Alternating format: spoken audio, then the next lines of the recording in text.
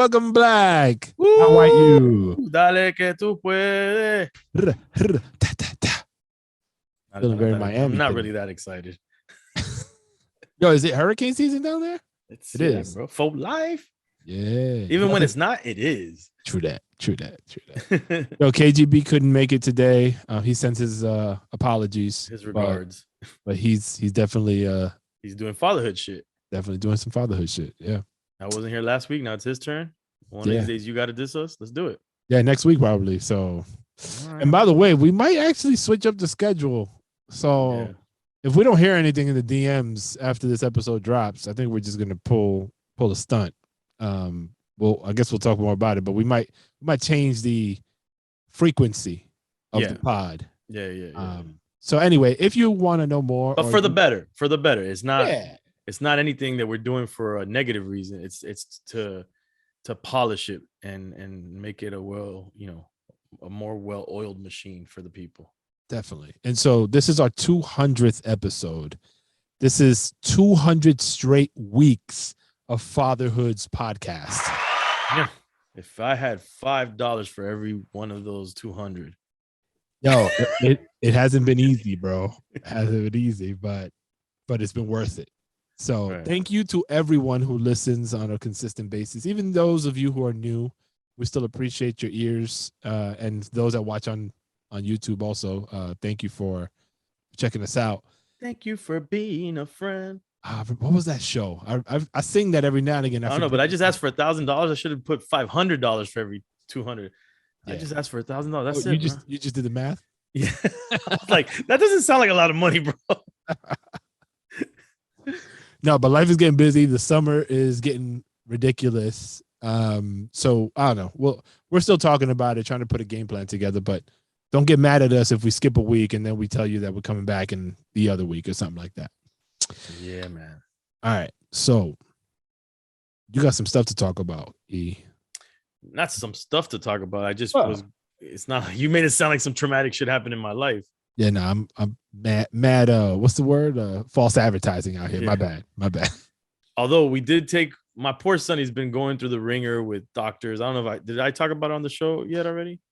I think, I mean, you've said it many times where like you guys go through a round of being sick a bunch, but yeah, but he had all kinds of shit happening. Yeah, where it was like in and out of urgent care, and then the doctor, his regular doctor, then we went to a specialist, and he's been getting, fucking pricked and prodded. Like, poor guy's been through the ringer, and he's such a sweet kid, and it just hurts to see him, just getting like fucking, all these like shots or like blood drawn, and him just going through it. And today was his 2-year doctor appointment, which we had to reschedule from a couple weeks ago. And then again, they fucking pricked and prodded him again. He's just like, he sees the nurse, and he saw the building, which bugged me out. He saw us pull into the parking lot, and he knew. He goes, nah. Oh, poor kid. I'm like, oh fuck, dude. I feel so bad for you, man. And but anyways, with that being said, I do want to get into something that actually I got an email today, and it goes in line with my son, my daughter. Like, my son just turned 2, and I feel like the switch got turned on for the terrible twos, like immediately. Oh, okay. He's starting to have tantrums and like these little outbursts that he wasn't having before. My sweet little innocent baby is, turned a corner here. And he's still sweet and innocent, but yeah, like he's going crazy. Like when we go to change him, his diaper, he's wilding out. He's a strong little fucker. Like his legs, I feel like I've got to do wrestling moves on him. I feel like I'm hurting him if I, because I'm trying to make sure he doesn't throw shit everywhere. Right. And so he's doing that. My daughter's still in her, we can't call it, what is it? What was it? Terrible twos. And they said the 3-nagers. She's not a 3-nager because she's 4 now, but she's still got her little tantrums and issues. And so I got an email because a while back we tried to like check out. It was actually during quarantine. Mm-hmm. There's some lady that claims to be an expert on kids and their behavior, and we watched like a live stream or something that she did. But then it was like after you have to like buy a whole program. We didn't buy it, but I subscribed for the free thing that we watched. And so I got an email today that talked about 4 strategies to stop tantrums. Okay. So I want to like discuss it and tell me what you think. You have older kids. Have you implemented anything like this on your own? Let me change this up here. And I'm thinking some of them just seem like they're like no-brainers, but you tell me. So strategy number 1 is the title is mind, body, and soul time. Okay. And basically what it's saying is spend 10 to 15 minutes, intentional minutes each day, one-on-one with your child. Do whatever your child wants. Ask them what do they want to do. And you do that wholeheartedly. You're 120% doing that with them. And they decide what it is they want to do. You don't decide. No phone, no computer. No, you have to be mindful that you're in the situation with your kid. And it says that by doing that and giving them that short amount of time, that full attention, and it supposedly it helps change their behavior, because it kind of, the way that the lady puts it in this is it fills their attention bucket. That's the way this lady puts it. So I'm just, as you're saying, I'm thinking about my 3 kids and whether or not I'm doing that with them. So first and foremost, that is something that I began doing to a small extent more recently. So my youngest is 6. So I'd say in the last 2 years, maybe, I've been mindful of trying to do that. My son is the one that I feel like I've done that most with, because he has been the neediest when it comes to that. My girls tend to kind of find their own way and don't really check for dad or request time of me like that. So I've gravitated toward my son, who's actually come out and be like, Dad, we got to do this. We should do that. And then I just turn everything off and like focus on him. But what's interesting there is my son talks a lot. So a lot of the time it's just him blurting out random facts that he heard and learned on YouTube. And it's just me listening and trying to be engaged and try to follow him going from topic to La La Land. I try not to. I try to like, because it's easy for me to like have him talk and be like, but I really try to like engage the conversation. Right. But I don't do it with my daughters. So I'd say I'm doing it like half-assed right now. But I do agree that it is important and it does work. So it does work. You're saying it does work. Okay. Yeah. All right. So strategy number 2 is control the environment. And what they're saying that means is, so it's 100 outside or something. It's perfect storm. Sorry, ladies and gentlemen. So they're basically saying that if your kid takes naps, if you know your kid gets cranky if they don't eat a snack, do the things that will help their mood. Like make sure that you plan your day around their afternoon nap. Make sure you try to give them a snack if if you're gonna go out somewhere and stuff like that. So the bottom line here at the end, it says, just remember, each morning take a moment to think about and plan your day. Know where you and your children are going, what you will be doing, and plan accordingly.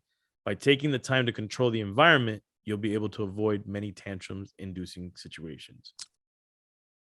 But then then the next paragraph is mad funny. They like, all over that. Indemnify themselves. They're like, just remember, life happens. Sometimes naps are missed and meals are skipped, and that is perfectly okay. When things go a bit astray, just make sure to manage your expectations and focus on implementing the next strategy. Okay, because I was gonna say that one I'm gonna call bullshit on right now. Like that, as eloquently put, is incredibly hard to actually be consistent with.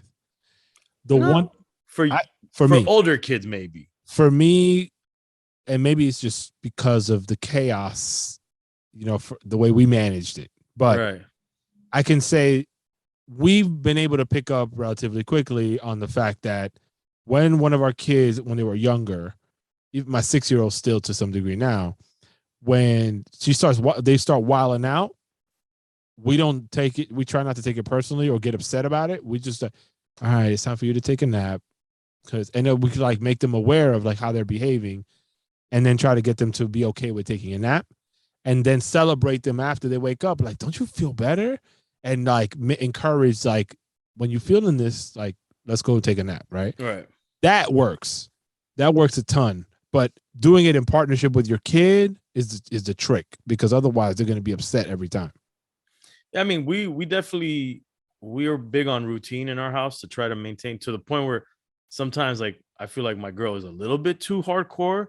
You know, I have like Like a nicknames for general. her, like Fidel Castro. Oh, hey, yo. um, but the routine is great. You know, like I feel like everybody needs the routine. Can I say that those naps and those snacks 100% will avoid tantrums and things? No, but definitely when they don't have the, when my son, at least my daughter doesn't really take naps anymore. In school she does. When she doesn't or he doesn't take the nap, we can see it, we can feel it. Gotcha. And when they don't have a meal or a snack that they usually do, if they're hungry, we can sense it. You know, it comes out in their attitude. So that, you know, I could say to be true. Strategy number 3: give clear expectations. I thought this was interesting. It says, like if you're going to a party with your kid, and you want to like kind of set up expectations to your kid, like let them know what's going to happen, because it's basically saying your kid is not a mind reader. You know, they haven't, I'm putting my own words, they haven't lived life long enough to know how to act and what to expect in every situation. So it's basically saying set up like an idea to them, like set it up for them, like, yo, we're about to go here, it's going to be like this. Play nice. You should make sure you play nice with your friends and do this and do that. And, and then maybe like things that might happen, and then kind of set up expectations of how you want them to behave, is what this is saying. Say, look, we're going to be in this situation. If a kid takes a candy from you, there's no need for you to have a meltdown. Just tell me, I'll get you another candy or whatever. I expect you to behave like this, this, and this. And if you don't, it says you should let them know what's going to happen, the consequences, if they misbehave and don't listen. And of course, the ending paragraph, says, hey, if shit happens. and if none of these work, right, try your own shit. Yeah, right. And so yeah, what do you think about that one? That one we apply all the time. And I think it's one of the things that I credit to us being complimented so often about the behavior of our kids, because I'm very much about allowing my kids to find out things for themselves, whether they're great or maybe not terrible, but not the greatest. But I always want to make sure that they have a clear understanding of the possibilities of their actions, or what circumstances we're about to get into, or whatever. Because for me, it's important for them to be able to make decisions on how they want to behave or present themselves in a given situation. And I find that prepping them always helps. Like even if it doesn't go perfectly, like even if they wild out when they're not supposed to, the level to where they get versus where I know they could be is substantially less. Well, based on what you're saying, so this is the last paragraph. It says, once you've made your expectations clearly known, the ball is in his or her court. Could he still end up losing control and falling into that dreaded tantrum territory? Yes. But you can rest a little easier knowing you took the right preventive steps to help stop a tantrum that may have been in the works. Yeah. So, yeah. So this was an email you got? Well, no, I got an email, and then because we deal with tantrums right now, now double. Now it was my daughter, and now my son is in this world. I clicked and went to the website. Got it. And started, reading through. I'm like, what's it gonna hurt me to see what tips these people are saying? But like anybody else, will forget this in an hour and not implement it. But now let me ask you this though: with this, give clear expectations. Strategy number 3. Do you say that this works for older kids that are understanding more what you're saying, or works across the board for the younger ones? I can remember my son being 2 years old and us doing this and it working. So I'd say, and then of course the older ones, it works even better. Okay. And last but not least on this list is strategy number 4: provide positive power. I thought that was I didn't know what the fuck they were gonna say, but it says children thrive on the power that comes from being independent and I remember what this was, and having some age appropriate control over their own lives. So basically, kind of making them feel independent and some freedom. It's saying let them, pick out their clothes or pick out, what they're gonna eat. And it says obviously you don't want to give complete free reign if it doesn't make sense, but like maybe the parent picks out two outfits and says, okay, which one of these two do you want to wear? The parent says, okay, cereal or pancakes, which we do that all the time. And they pick, my daughter always picks the one that she still ends up hating anyways. That's the part that backfires on us. But yeah, let them feel like they're in control of their life to some degree. It says it helps avoid tantrums. I don't know how that really helps avoid tantrums. I guess maybe. I'm trying to think like how to connect it. I mean, independent of tantrums, I see a lot of value in it, and we've seen it with our kids. No matter the gender, like it's always played itself out really well. I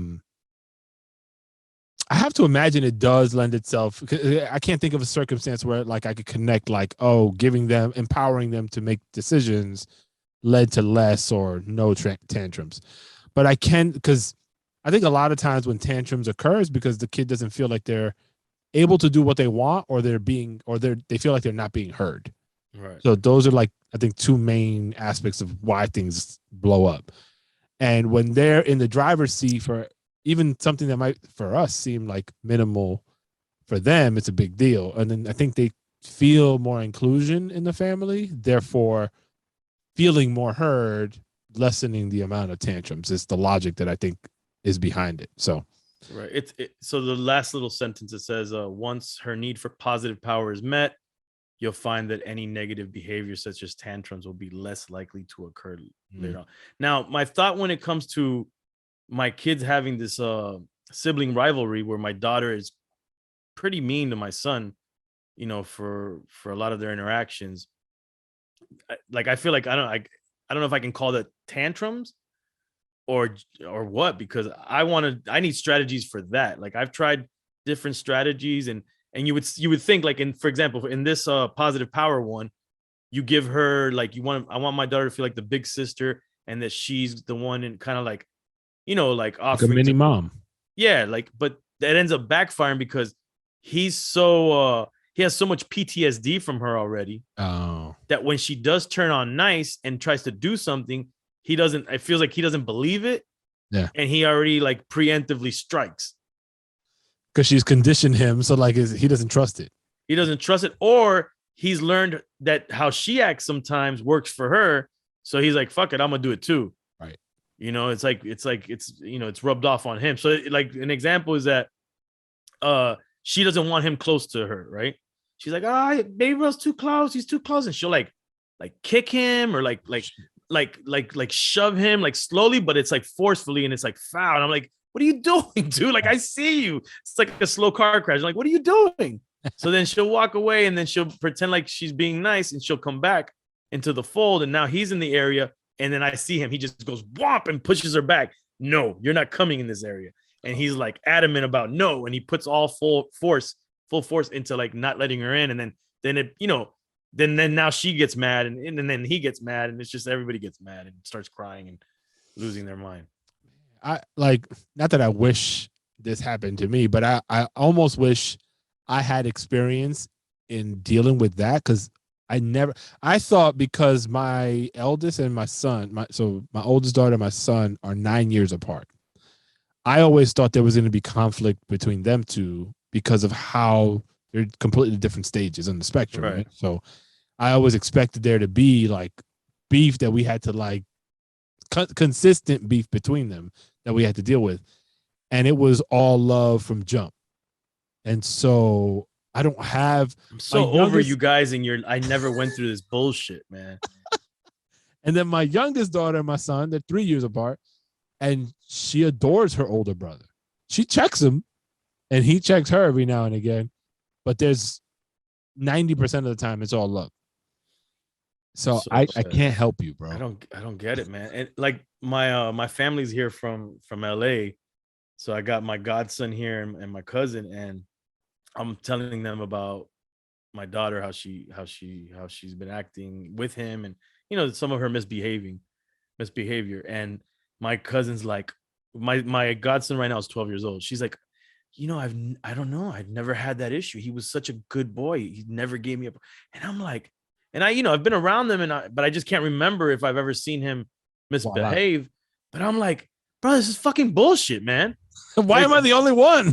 Like, and then other people will tell me my kids are great, that they're really good kids, And I would say that, like, my interactions with them, that's the sentiment I have, but I don't deal with them in the private time. I mean, I guess my takeaway from that is, when it's you and your family unit, you only know that, so you don't know, you can't compare it to. Yeah, of course, things could always be worse and things could be better. And so anything, like, if my kids are good for 90% of the time, that 10% that they're bad, it just stands out to us. And it's really, like, we're just not really, like, built for that because we're not used to it. So yeah, maybe that's what it is. It's just, it's amplified when my daughter's been at dinner time is terrible right now. She's being picky. Oh man, really quick. So I've talked about the primary doctor. He's a little bit dry, right? So today we take our son, and he's like, he comes in. The dude is all about data, like everything. Our doctor is all about the percentage wise of whatever, all the little data points. And so we're saying something. We bring up something about picky eating. He's like, how is he eating? And we're like, oh, our son is pretty good about eating, but he's starting to get picky. And then he's like, yeah, that you have to nip that in the butt now. It's like, I want to say the way he said it, but he was like, all these things, have to be dealt with now. It's like, what do it's like saying a parent paying for a 30-year-old's lifestyle, and then that 30-year-old never gets a job. It's the same thing.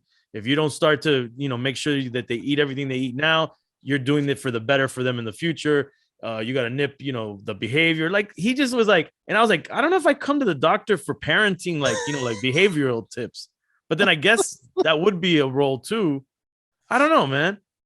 I don't know. Like, picky eating has always been something that I hated about kids. I actually was having this conversation with somebody recently. The only real mechanism for you to combat that is two things. One is exposure. So however you can make it happen in your household, you got to figure out the way to make it so that you have an agreement with your kids. And the agreement is, we have to try everything that we can try food-wise at least one time. And then if you don't like it, we'll stop. But you got to give it a try. Like, you can't be on some and then the trick is, like, now your daughter's 4. She's probably going to hate most things. But when she's like 8, her palate's going to open up. And if your family is like mine, we're really excited about food. So we go to we got our favorite cuisine and all this stuff. So the more pomp and circumstance you can put around those, the likelier it is that they're going to enjoy those things. Yeah, I mean, part of me feels like, kids' palates change, and so it's not that they're being picky, it's just that things don't taste the same to them. Right. But what's pretty obvious for the most part is that she hates meals, loves snacking all day. My daughter is the same. It's like, you put naturally, like, if you were to give her the same pancake for breakfast in snack form, she'd probably munch on it all day. Yep. But if you give it to her on a plate with, some blueberries and it looks like a meal, she's like, I don't want this. I'm gonna need you to pause for 1 second. So that's tough. I'd say just keep at it, bro, because there's no other way around it. Yeah, and then the other thing she's doing real quick is that she'll get up off the table and, like, walk off. And in my head, I'm like, yo, we supposed to handle this. I look at my girl, I'm like, it's time to pop out. Like, and then when we tell her, what are you doing? She goes under the table. She's wilding, man. But yeah. And then after all of that, and we're getting mad, we'll get heated. And it's like, oh, our cute little daughter, we love her. And you forget. Yeah, man. But whatever. Yeah. So that's what it is. Next time we talk, though, I want to get more into her karate classes she's been doing. Oh, let's do that.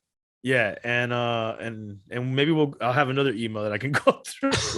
Dope. All right, I gotta jump. Yeah, I gotta take a piss. Yeah, me too. Bye.